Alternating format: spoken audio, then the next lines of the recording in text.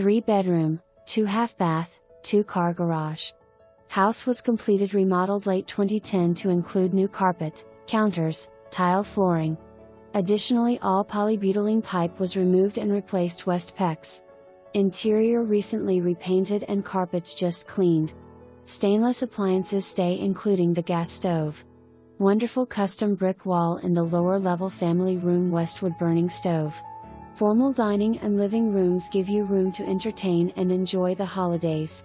3 bedrooms up west, a large attached master bath and full hall bath. Brand new water heater, roof is only a couple years old, replaced due to hail damage. Wonderful covered front porch, awesome backyard, west a kid's tree house you won't believe. Swing set also stays. No HOA and RV parking. See it soon.